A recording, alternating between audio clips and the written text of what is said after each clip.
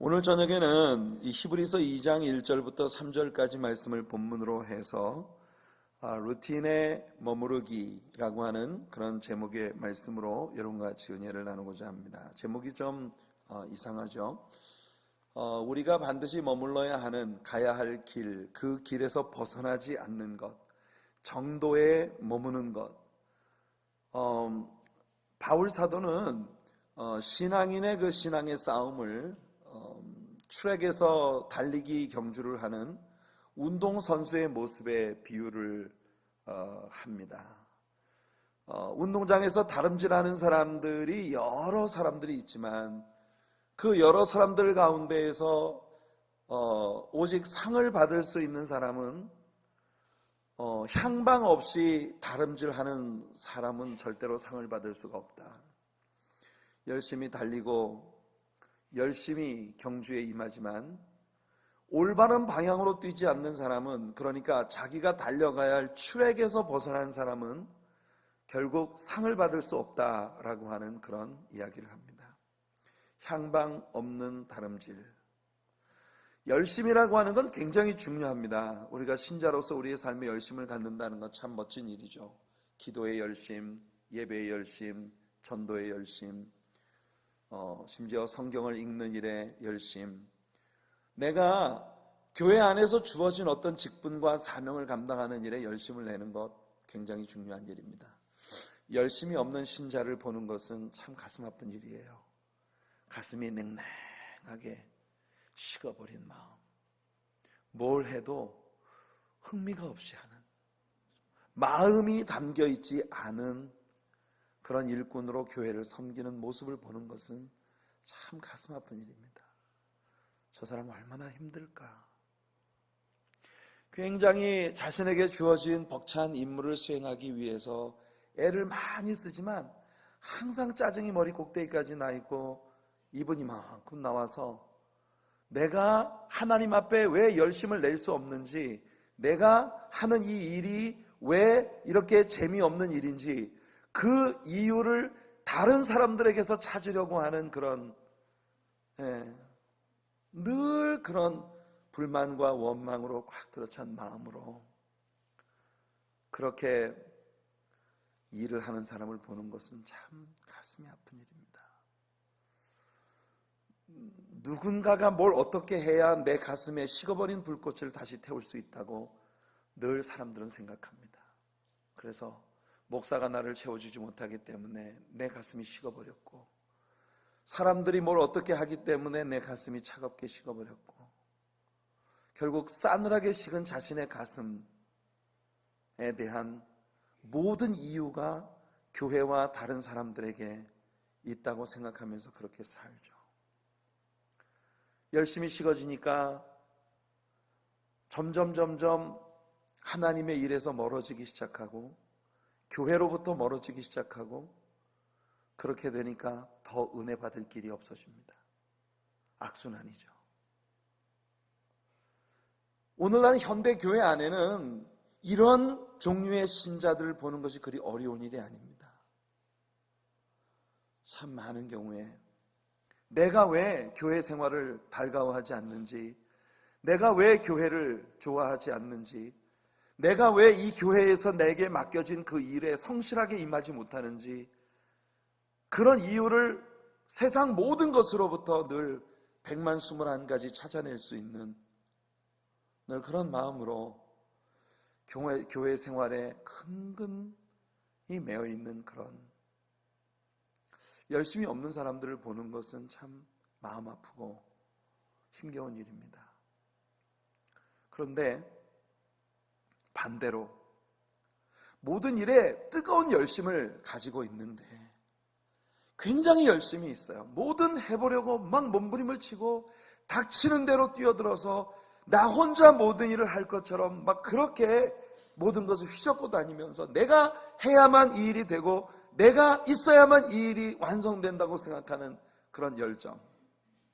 그래서 그 열정이 조금 지나치고 과해지면 이것을 바로잡는 것은 더 어려운 일이라고 하는 걸 우리가 지난번 성경 통독을 함께 할 때 요한 2서를 공부하면서 사도 요한이 초대교회 신자들 가운데 지내쳐 진리에 거하지 아니하는 자들에 대한 경고를 주는 말씀 속에서 우리가 함께 다룬 바가 있었습니다. 열심이 없고 열정이 없어서 그렇게 방황하고 힘들어하고 아무 일도 하고 싶어 손을 접고 앉아있고, 교회가 무슨 일을 해도 늘 멀찌감치 앉아서 관망만 하면서 이렇게 열심을 내지 않는 사람들을 보는 것은 참 힘든 일이지만, 그래도 하나님의 성령께서 이 사람들의 마음에 비추어 주셔서 이 사람들에게 다시금 그 불꽃을 불타오르게 해 주실 수 있어요. 그게 훨씬 쉬워요. 지나친 열심, 과한 열심으로 출애굽에서 벗어나는 사람들을 바로잡는 건 굉장히 힘듭니다. 적어도 하나님의 일에 대해서 뭔가 내 마음이 싸늘하게 식어져 있는 사람은 다시 어떤 그 불꽃을 피워줄 수 있는 어떤 하나님께서 어떤 모멘텀을 마련해 주시면 그 마음의 불길이 다시 확 타오를 수 있는 가능성이 있기 때문에. 근데 항상 있잖아요, 지나친 열정을 가지고 출애굽에서 벗어나서 내 마음대로 달리는 사람들은 그건 참 올바르게 돌이키기가 어려워요. 왜냐하면 그 사람의 마음속에는 자기가 모든 일을 제일 잘하고 있다고 믿고 있기 때문이에요. 누구도 수정을 해줄 수가 없어요. 누구도 교정을 해줄 수가 없어요.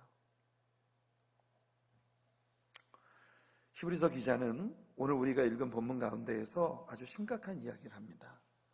우리가 물결에 흘려 떠내려가지 않는 것이 굉장히 중요하다.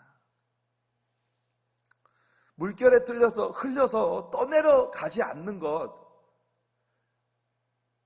그 떠내려가지 않기 위해서 우리가 지켜야 하는 것이 뭔가 하면, 히브리서 기자는 우리는 들은 것에 더욱 유념함으로써 흘러 떠내려가지 않도록 해야 한다라고 말을 하고 있습니다.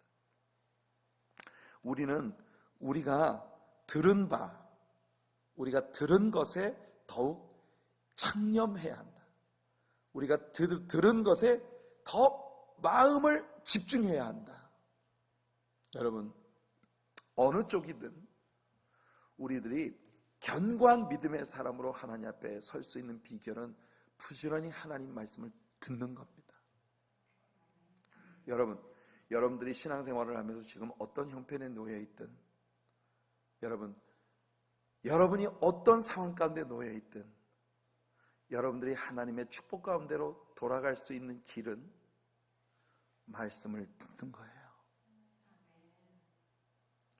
그게 여러분들이 차가워진 여러분들의 마음의 불꽃을 다시 피울 수 있는 비결이고, 그것이 여러분들이 잘못된 열정을 가지고 엉뚱한 데 마음을 쏟고 있는 그런 것을 다시 우리가 돌아가야 할 루틴으로, 돌아가야 할 진리 가운데로, 우리가 돌아가야 할 올바른 출애굽으로 다시 돌아갈 수 있게 만들어주는 첫 번째 비결이에요. 듣는 것에 유의해야 합니다. 듣는 것, 여러분, 들을 수 있는 기회를 절대로 놓치지 않으려고 몸부림치는 여러분들 되시기를 바랍니다. 여러분들이 교회가 함께 드리고 있는 정규 예배에 어느 만큼의 출석률을 가지고 있는가 하는 부분을 놓고 오늘 제가 여러분들에게 나무라고 여러분들을 꾸중하려고 하는 이야기가 아닙니다. 여러분들이 교회의 예배에 얼마나 열심을 다해서 기회가 있는 대로 절대 빠지지 않으려고 노력하는가 하는 것은 온전히 여러분의 몫이에요. 누가 여러분에게 아무리 뭐라고, 여러분 강대상에서 목사가 왜 예배에 빠지느냐, 왜 예배에 오지 않느냐 아무리 꾸중을 한다고 하더라도 그게 여러분들의 마음을 돌이켜주지 않습니다. 여러분, 우리가요 출애굽에서 벗어나지 않을 수 있는 비결이 히브리서 기자가 말해주는 게 듣는 것에 창념해야 된다. 여러분, 하나님 말씀을 들을 기회를 되도록이면 놓치지 않으려는 그런 간절함이 우리 하나님의 사랑교회 성도님들 모두에게 있기를 축복합니다. 우리는 굉장히 바쁜 생활 속에 살고 있고, 여러분 세계에서 가장 바쁜 도시 뉴욕에 사는 사람들입니다.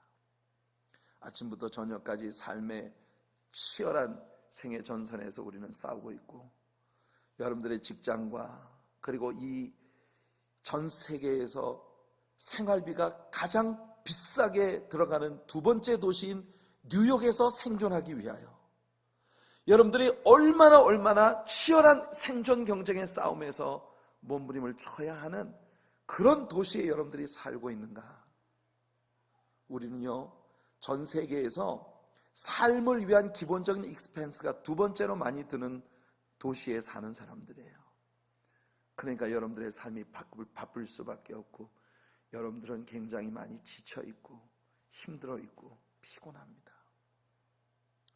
때로는 목사인 제가 여러분들에게 예배를 한 번 더 드리자고 이야기를 하고 싶어도 말이 안 나와요.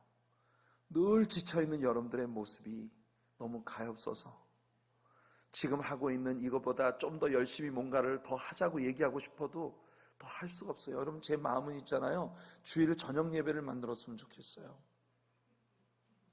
주일 저녁에 성경 공부하는 프로그램을 좀 만들었으면 좋겠어요. 그 대신 수요일 저녁에 하고 있는 성경 여행을 아주 단순한 그 제목식 아주 짧은 그러나 아주 집중력 있는 그런 설교로 패런을 바꾸고, 주일 저녁에 Through the Bible 클래스를 만들어 놓고 꼭 성경 배우고 싶은 사람만 오기. 성경 너무 많이 배운다고 입이 이만큼 나올 사람 말고 그냥 성경 진짜 배우고 싶은 사람만 주일 저녁에 모이기.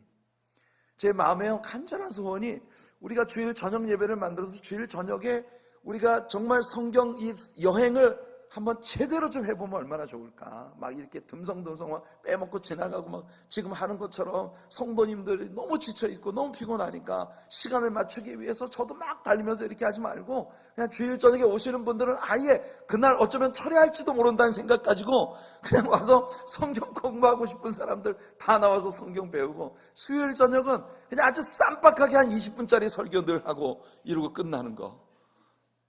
상당히 매력적이지 않습니까? 예. 근데 말이에요, 제가 이런 이야기를 꺼내면 성도님들의 마음속에 제일 먼저 드는 생각이, 예배 하나 또 만드는 거야? 그러니까 뭔가를 좀 더 하고 싶어도 더 하기가 어려워요. 하자는 말이 안 나와요. 예배 하나 더 만들면 헌금도 더 많이 생길 텐데. 여러분, 그래서 말이에요, 여러분들 지금 현재 있는 예배 프로그램이라도 여러분들이 되도록이면 빠지지 않으려고 애쓰셔야 합니다. 여러분들의 신앙이 지금 싸늘하게 식어가고 있다고 여겨진다면 그것을 회복시킬 수 있는 최고의 역할은 여러분 자신입니다. 자꾸 예배에 나와서 말씀을 들어야 여러분들의 가슴이 뜨거워지고, 하나님의 진리의 말씀이 여러분들의 마음속에 갱신을 가져옵니다. 제 말이 안 믿어지시나요? 여러분, 우리가 이제 에스라서를 끝냈습니다. 어느덧 창세기부터 시작한 우리들의 성경 여행이 벌써 에스라를 지난 수요일에 끝냈어요. 다음 주부터는 느헤미야로 들어갑니다. 여러분, 느헤미야서를 우리가 공부하다 보면 수문학 광장에서 에스라가 주도하는, 느헤미야와 에스라가 주도하는 놀라운 부흥회가 있었어요. 그 부흥회의 내용이 뭐였는지 아시나요? 이른 아침, 그러니까 새벽 6시부터 시작해서 낮 12시까지 6시간 동안을 모세오경을 강대상에서 계속 읽어주는 것이었습니다. 다른 설교하지 않았어요. 성도들에게 그 설교를 좀 더 달콤하게 들리기 위해 잘 디자인되고 세련되게 만들어진 그런 설교를 한 게 아니었어요. 그냥 창세기부터 신명기까지 모세오경을 6시간 동안을, 그것도 말입니다, 사람들 다 세워놓고. 제 말이 거짓말인가 한번 보세요. 성경을 우리 이제 곧 배울 겁니다. 느헤미야에서 그냥 하루, 이른 새벽부터 낮 12시가 될 때까지 다 사람들 자리에 세워놓고, 말을 잘 못 알아들어서 예배에 방해가 되는 애들은 따로 빼놓고, 알아들을 만한 사람들만을 모아서, 그러니까 그 말을 알아듣지 못하는 아이들을 위한 베이비시팅 프로그램은 따로 운영이 된 거예요. 그리고 말을 알아들을 수 있는 사람들 전부 모아서 6시간 동안을 그냥 성경을 읽었습니다. 그런데요, 성경 가운데 나타난 최고의 부흥이 그날 일어났습니다. 사람들에게서 회개가 일어나기 시작하는데, 여러분, 우리는 하나님의 말씀을 지금 우리가 신뢰하는 것보다 훨씬 더 많이 신뢰해야 합니다. 말씀이 생명의 비결이고, 말씀이 성령의 권능이고, 말씀 속에 축복이 있고, 말씀 속에 은혜가 있다는 사실에 대한 확신을 지금 우리가 가지고 있는 것보다 훨씬 더 많이 가져야 하는 거예요.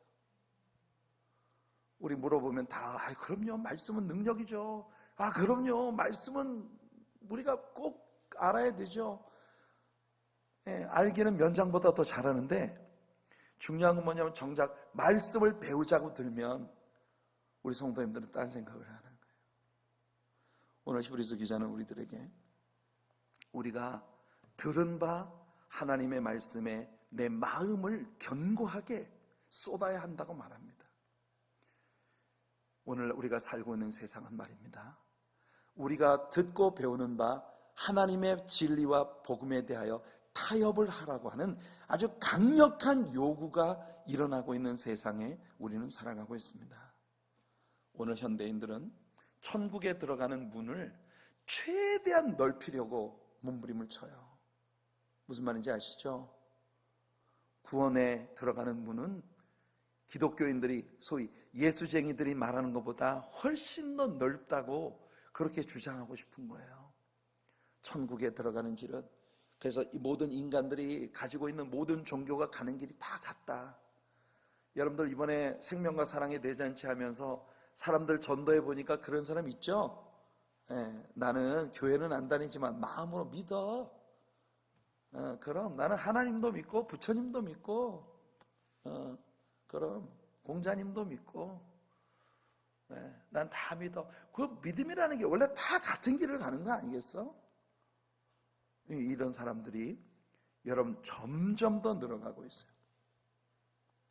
그런 사람들은 우리가 성경에서 배운 대로, 설교에서 들은 대로 구원을 얻는 길은 오직 예수밖에 없다고 주장하는, 천하만민에게 구원 얻을 다른 이름을 주신 일이 없고 오직 예수 그리스도의 이름 외에는 구원의 길이 없다고 주장하는, 내가 곧 길이요 진리요 생명이니 나로 말미암지 않고는 아버지께로 올 자가 없느니라, 예수님의 이 말씀을 문자 그대로 믿고 그 문자 그대로 구원에 이르는 길은 오직 예수밖에 없다고 믿는 우리 같은 종자들은 이 세상의 평화를 해치는 아주 독종 개독교인들이다. 이렇게 세상 사람들이 이야기하는 그런 세상이 도래했습니다. 여러분, 세계의 평화를 가장 해치는 자가 누구냐? 우리 같은 네로 마인드를 가진, 아주 좁디 좁은 편협한 마음을 가진 예수쟁이들이다. 이것이 이제 오늘 이 세상에 불어닥치게 될 바람입니다. 여러분, 제가 보증할 수 있어요. 그런 세상이 이제 곧 도래하게 된다는 걸. 왜냐하면 성경이 우리들에게 그렇게 경고하고 있기 때문입니다. 여러분, 세상 역사가 모두 하나님의 성경이 예언하는 대로 이루어져 왔어요. 그러니까 저는 앞으로 우리에게 남아있는 모든 일들도 이제까지 이루어진 성경의 예언들처럼 반드시 하나님의 말씀대로 될 것이라는 사실을 저는 확신합니다. 흥미로운 것은 세상 사람들은요, 예수님은 위대한 스승이다, 예수님은 예언자이고 선지자이고 아주 좋은 스승이었다, 이렇게 이야기합니다. 그러면 그 말이 진실이라면 말이에요. 사람들이 예수님은 좋은 스승이었다라고 말하는 그 말이 진실이었다면 그럼 예수님 하신 말씀을 믿어야 될 거 아닙니까? 예수님 하시는 말씀대로 살아야 될 거 아닙니까? 맞아요, 틀려요? 사람들이 예수님이 좋은 스승이었다, 예수님은 좋은 티처였다 이렇게 말한다면, 그분이 진짜 좋은 티처였고 그분이 프로페트 예언자였다고 한다면, 선지자였다고 한다면 그분 말씀 들어야 돼, 안 들어야 돼? 들어야 되잖아요. 근데 그분이 뭐라고 말했어요? 예수님이 뭐라고 말씀하십니까? 아까도 말씀한 것처럼 요한복음 14장 6절에 내가 곧 길이요 진리요 생명이니 나로 말미암지 않고는 아버지께로 올 자가 없느니라 그랬어요. No one can come to the Father except by me. 나를 통하지 않고는 아무도 아버지께 올 자가 없다고 했어요. 구원으로 가는 길은 예수님 당신뿐이라고 하셨거든요. 예수님의 이 말씀은 진실이든 거짓이든 사기든 둘 중 하나일 거죠. 이 말씀이 만일 예수님이 정말 좋은 스승이라고 믿는다면 그분이 하신 말씀은 진실이어야 되잖아요. 이 말씀이 진실이라면 우리 어떻게 해야 합니까? 이 말씀대로 믿어야 되는 거예요. 예수님은 나와 아버지는 하나이니라 하셨어요. 진실일까요? 거짓일까요? 예수님이 좋은 스승이라면 그분이 말씀하신 이 말씀은 진리입니다. 예수님과 아버지는 하나이세요. 나는 부활이요 생명이니 나를 믿는 자는 죽어도 살겠고 무릇 살아서 나를 믿는 자는 영원히 죽지 아니하리니 이것을 내가 믿느냐? 이것을 내가 믿느냐? 예수님의 이 질문은요 아주 라디컬한 질문이에요. 둘 중 하나란 말이에요. 내가 너에게 정말 좋은 스승이야? 내가 정말 좋은 티처야? 내가 정말 좋은 예언자야? 그러면 나를 믿는 자는 죽어도 살겠고 무릇 살아서 나를 믿는 자는 영원히 죽지 아니할 것이다. 믿느냐? 예수님의 질문에 대한 여러분의 답변은 무엇입니까? 당연히 아멘이시겠죠. 예수님 선포하신 이 일련의 진리의 말씀들은 우리가 무턱대고 부정하기엔 너무나 레디컬한 그런 스테이트먼트예요.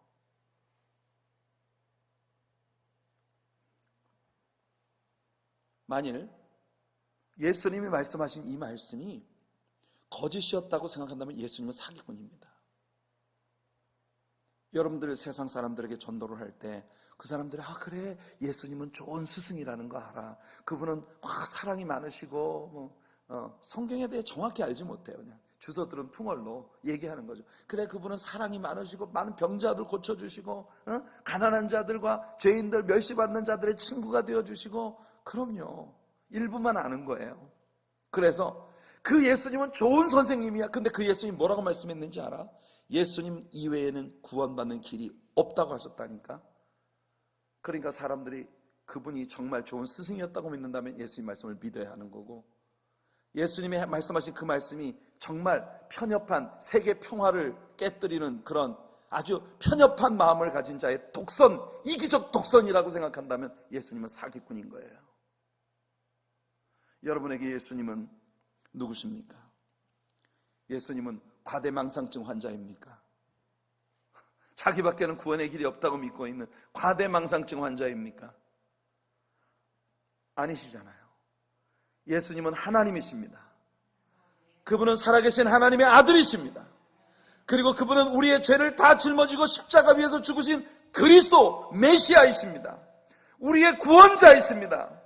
우리의 개인의 personal Lord and Savior, 나의 주와 나의 구세주가 되시는 분이세요. 그것이 우리들의 신앙에 분명하다면 여러분, 우리는 우리가 들은 바 이 복음에 더욱 깊은 관심을 기울이고 우리의 마음에 깊이 창념해야 합니다. 우리가 들은 것에 창념해, 우리 들은 그 복음, 우리가 들은 바를 굳게 잡아야 한다. 우리가 들은 바가 뭐예요? 고린도전서 15장에서 바울이 말한 것처럼 성경대로 그리스도께서 우리의 죄를 위하여 죽으셨다는 거예요. 그리고 고린도전서 15장에서 바울이 계속 이야기하는 것처럼 성경대로 그가 장사되었다가 성경대로 사흘 만에 다시 살아나셨다는 것이고, 그리고 누구든지 그를 믿는 자는 멸망치 않고 영생을 얻게 되리라는 것입니다.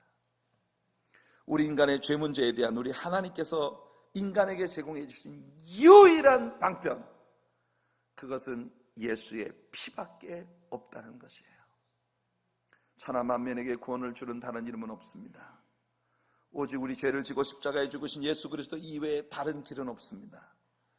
예수님의 십자가가 우리들에게 그것을 말해줘요. 여러분 한번 깊이 생각해 보십시오. 겟세마네 동산에서 예수님이 뭐라고 기도하셨습니까? 기억하시나요? 겟세마네 동산에서 예수님이 뭐라고 기도하셨습니까? 아버지여, 할만하시거든 이 잔이 내게서 지나가게 하옵소서. 이 기도가 무슨 뜻입니까? 아버지, 할 수만 있다면, 내가 십자가를 짊어지는 이 길 이외에 혹시 다른 길이 있다면 내가 이 십자가를 지지 않게 해주세요. 그게 예수님의 기도였습니다. 예수님의 기도가 아버지여, 할 수만 있다면 이 잔이 내게서 지나가게 하옵소서. 그런데 예수님의 기도는 나의 원대로 마옵시고 아버지의 원대로 되기를 원하나이다.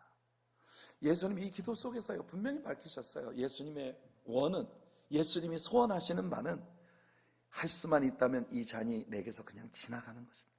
왜냐하면 예수님은요, 당신이 받으셔야 할 십자가의 고통과 고난과 아픔이 얼마나 깊고 끔찍하고 큰 것인지를 너무나 분명하게 알고 계시기 때문에, 예수님은 하나님이시니까 당신에게 정해진 그 십자가의 고난이 이미 예수님이 이 땅에 오시기 수세기 전에 이사야를 통해 선포된 바, 그가 찔림은 우리의 허물을 인하며 그가 상함은 우리의 죄악을 인함이라. 그가 징계를 받음으로 우리가 평안을 누리고 그가 채찍에 맞음으로 우리가 남을 입었도다 선포된 그 말씀의 고난의 깊이, 시편 22편에서 다윗이 예언으로 말한 혀가 이틀에 들어붙는 목마름의 고통, 뼈의 온 몸의 뼈 마디들을 하나하나 다 헤아릴 수 있을 정도의 끔찍한 전신을 타고 오르는 고난의 깊이, 촛물처럼 온 전신이 녹아내리는 끔찍한 고통과 아픔. 예수님은 다윗에게 그 예언을 주신 하나님이십니다. 그렇기 때문에 당신이 이제 곧 받으셔야 할 그 고난의 깊이가 얼마나 끔찍하고 무서운 것인지 아시기 때문에 예수님은 할 수만 있다면 이 십자가의 잔이 내게서 지나쳐가고 다른 방법으로 인류의 구원이 이루어질 수만 있다면 그 길이 이루어지기를 바라신다고 예수님은 분명히 말씀하신 거예요. 그러나 나의 원대로 마옵시고 아버지의 원대로 되기를 원하나이다. 이 말은 아버지께서 만일 이 길만이 유일한 길이라고 생각하신다면 뜻대로 하시옵소서라고 말씀하시는 것이에요. 이 말이 어렵습니까? 어렵지 않잖아요, 그죠? 예수님의 이 기도 속에 담긴 이 의미는 너무나도 분명합니다. 오늘 저녁 여러분들이 이 자리에서 와서 앉으신 이유가 뭔지 알아요? 겟세마네에서의 예수님의 그 기도가 하나님께 응답되었기 때문입니다. 어떻게 응답되었나요? 예수님이 할 수만 있으면 지나쳐 갔으면 좋겠다는 그 십자가의 끔찍한 고통을 온팡 그대로 예수님이 다 뒤집어 쓰셨어야만 했어요. 이게 아버지의 뜻이기 때문에. 그것은 곧 우리에게 명백한 진리를 한 가지 가르쳐 준 겁니다. 이것 이외에 다른 길은 없었다는 걸. 여러분, 우리가 가지고 있는 복음의 가치가 바로 이런 것입니다. 우리가 가지고 있는 복음의 가치는 이 길밖에 없는 거예요. 엄청난 대가가 지불되어진 이 길밖에 없다는 것. 그래서 히브리서 기자는 우리들에게 말합니다. 이것을 결코 우리에게서 떠내려 가게 해서는 안 된다는 거예요. 그리고 우리가 진리의 이 트랙, 유일하게 오직 이 길밖에 없는 유일한 구원이 되시는 예수 그리스도를 믿는 이 믿음, 여기에서 우리는 절대로 흔들려서는 안 된다는 거예요. 여기서 히브리서 기자가 말한 떠내려 간다라고 하는 이 단어의 헬라어 원어는 파라리오멘입니다. 파라리오멘. 파라라고 하는 것은 alongside of, 이 옆에라고 하는 그런 의미를 갖고 있고, 리에오라고 하는 것은요 지나쳐 간다는 그런 의미를 가지고 있어요. 내 옆으로 휙 지나쳐가 버려요. 내가 뭔가를 손에 딱 잡았다고 생각했는데 어느 사이인가 손가락 사이로 싹 빠져나가 버린, 허무하게 이것이 내가 확보한 것이라고 믿었는데 어느 순간 내게서 사라져 버린 거. 이 헬라 사람들은요 이 단어를 이 파라리오, 파라 리오맨이라고 하는 이 단어를 어떤 경우에 썼느냐 하면요, 내가 분명히 뭔가를 생각하고 있었는데 갑자기 어느 순간에 그 생각이, 기억이 사라져버린 거예요. 까먹은 거 있잖아요. 이런 케이스, 여러분들 혹시 이런 뭔가를 얘기하려고 사람들에게, 자 여러분 나보세요, 내가 할 말이 있어요, 나보세요. 그 사람들이 전부 이렇게 바라보고 있는데 갑자기 내 마음속에 내가 뭐 얘기하려고 그랬지? 혹시 이런 경험 해보신 적이 있으십니까? 여러분 누군가에게 전화를 했어요. 그래서 전화를 해가지고 아무개 엄마야? 그래 난데. 그래. 왜? 내가 뭐 얘기하려고 전화했지? 이런 거예요. 어떤 아주 정말 결정적인 순간에 내 마음속에서 너무나도 명확하고 분명했던 나의 기억, 나의 생각이 갑자기 휙 흔적도 없이 사라져버린 거예요. 여기서 흘러내려간다고 하는 단어가 바로 그런 의미를 가지고 있는 겁니다. 저는요, 이게 정말 웃기는 경우 아닙니까? 사람들한테 뭘 얘기하겠다, 자 나봐 내가 할 얘기가 있다니까 사람들이 처음 붙였너. 그래 뭔데? 이러고 보고 있는데 갑자기 가만히 있어봐, 내가 뭐 얘기하려고 그랬지? 우리의 믿음이 많은 사람에게서 이렇게 어느 순간에 갑자기 덧없이 사라져버린다는 거예요. 누군가와 논쟁을 하고 있는데, 말싸움을 막 하고 있는데 상대방이 막 자기 변론을 하잖아요. 이야기를 할 때 조목조목 들으면서 그래 네가 요거 말할 때 내가 요거에 대해서는 내가 요렇게 답변을 할 거야, 네가 요 말에서는 요렇게 답변을 할 거야. 그렇게 해가지고 내가 이 사람 말 끝나기만 기다리는 거야. 내 속에 막 하고 싶은 말이 막 꽉 들어차 있었는데 이 사람 말을 딱 끝내는 순간에 갑자기 얘기하려고 했던 게 다 사라져 버리는 거예요.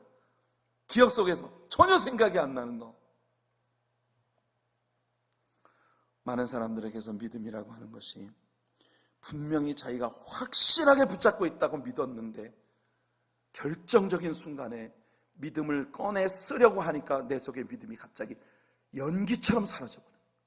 믿을 수 없을 만큼 내가 믿음을 전혀 가지고 있지 않다고 하는 걸 발견하게 되는 그런 순간이 올 수 있다는 걸 히브리서 기자는 이 심각한 용어를 통해 우리들에게 소개하고 있는 것입니다.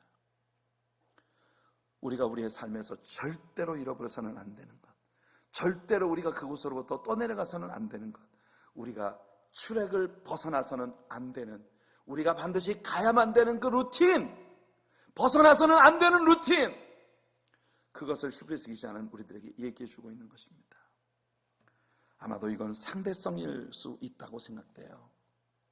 진리가 내게서 흘러가는 건, 진리가 내게서 흘러가기 전에 내가 먼저 진리를 소홀히 여겼기 때문이 아닐까. 그래서 히브리서 기자는 우리들에게 등한히 여긴다는 단어를 쓰고 있는 것입니다. 등한히 여긴다. 히브리서 기자는 우리들에게 흥미로운 이야기를 들려줍니다. 천사들을 통해서 하셨던 말씀도 견고하게 되어져서, 그 견고하게 되어졌다는 건 아주 분명하게 확고하게 세워졌다는 거예요. 그럼 천사들로 하신 말씀이 대체 뭘 말하는 겁니까?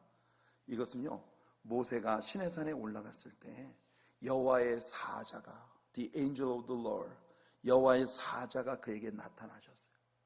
그리고 여호와의 사자의 말씀을 모세가 들었습니다.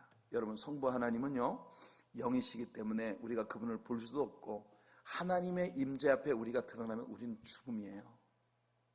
그래서 하나님의 그 음성을 모세가 들은 것은 여호와의 사자가, 우리가 출애굽기 3장을 보면 여호와의 사자가 가시던 불꽃 가운데에서 모세에게 임하셨다고 하는 걸 봅니다. 하나님께서 모세에게 주셨던 말씀들의 많은 부분이 그렇게 이루어진 것이라는 걸 제 이야기가 아니라 스데반 집사의 이야기를 들어보면 우리가 알게 됩니다. 사도행전 7장 37절과 38절에 나오는 산헤드린 앞에서 스데반이 했던 설교 가운데 이런 이야기가 나옵니다. 이스라엘 자손에 대하여 하나님이 너희 형제 가운데에서 나와 같은 선지자를 세우리라 하던 자가 곧 이 모세라. 하나님의 음성을 듣고 백성들에게 이야기한 그 사람이 바로 이 모세라는 사람입니다. 너와 같은 선지자 하나를 세우겠다고 말씀하셨던 그 너가 바로 모세였다, 그 말이에요. 신의 산에서 말하던 그 천사와, 바로 이 부분입니다. 스데반이 하는 말이에요. 신의 산에서 말하던 그 천사와, 우리 조상들과 함께 광야 교회에 있었고 또 살아있는 말씀을 받아 우리에게 주던 자가 이 사람이라.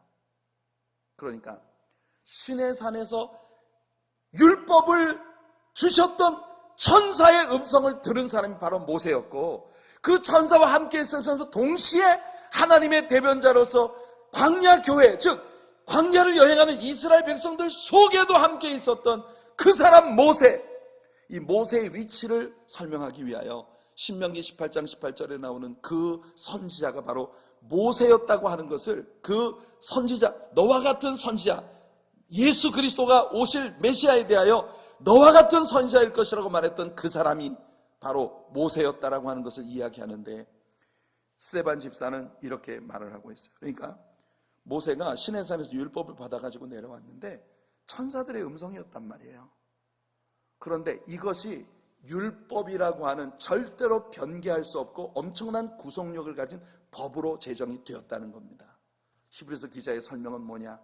천사의 말도 율법으로 제정이 되자 누구든 율법을 보면 죽임을 당할 그런 어토리티를 가진, 구속력을 가진 법이 되었는데, 하물며 천사의 말이 아니라 하나님이신 예수 그리스도가 직접 선포하신 그 말씀은 얼마나 더 큰 구속력을 갖겠느냐. 천사가 모세를 통해서 주었던 율법으로 제정된 법도 어기면 돌에 맞아 죽는데, 하나님의 아들이 직접 우리에게 선포하신 그 말씀을 우리가 등한히 여긴다면 얼마나 무서운 벌이 그에게 주어지게 되겠느냐. 이게 히브리서 기자의 이야기입니다. 성도 여러분, 저는 오늘 말씀의 결론을 이렇게 맺고자 합니다. 지난 10월달 우리는 생명과 사랑의 대잔치라는 12주간의 대장정을 끝냈습니다. 12주간의 대장정을 지나오면서 우리들 모두의 마음속에 한 사람의 영혼을 구한다는 것이 얼마나 힘든 일이고 무거운 일인가 하는 것들을 배울 수 있었습니다. 그러나 여러분 보세요. 생명과 사랑의 대잔치가 그닥 성공적인 열매를 맺지 못한 것처럼 그렇게 끝나버렸는데, 그 잔치가 끝나고 난 이후에 우리 교회 분위기가 어떻게 바뀌어가고 있는지 보이십니까, 여러분? 우리 성도님들 저마다가 마음속에 우리는 할 수 있다, 우리는 다시 부흥한다, 분명히 하나님께서 우리들의 구원받는 사람의 수를 날마다 더할 것이다 라는 확신을 가지고 있고, 그리고 그 잔치가 끝나고 난 다음에 오히려 한 사람이라도 더 나의 지인들을 교회로 데려오려는 그런 노력이 모든 성도님들 마음 안에서 일어나기 시작하는 모습을 봅니다. 성도 여러분, 히브리서 기자가 우리가 절대로 떠내려가서는 안 되는, 우리 마음을 꼭 쏟아야 하는 그 진리가 뭐냐? 구원의 길이 예수밖에 없다. 여러분, 이것이 앞으로 하나님의 사랑교회가 나아가는 우리들의 트랙입니다. 루틴에서 벗어나지 않고 루틴에서 머무르는 교회, 그것이 우리 교회가 되기를 바랍니다.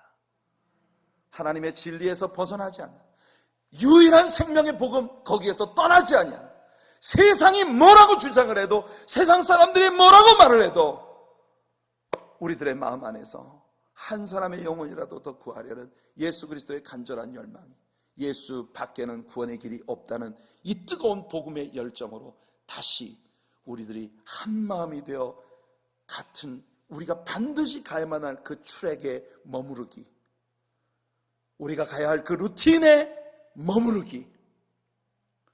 여러분, 뭔가 새로운 것을 잡는 것도 중요하지만 놓치지 말아야 할 것을 끝까지 놓치지 않는 것, 거기에 승리의 관건이 있습니다. 하나님의 사랑교회는 갈 길을 갈 겁니다. 여러분 안 가실 거예요? 하나님의 사랑교회는 가야만 할 그 길을 갈 겁니다. 아멘.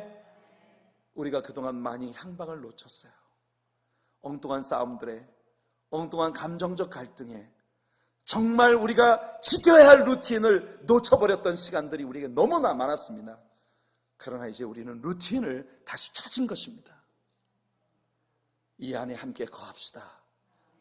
11월을 여는 이 11월 첫 주의 심야 기도회에 우리들의 간절한 기도의 제목은 루틴 안에 머무르기예요. 기도하겠습니다.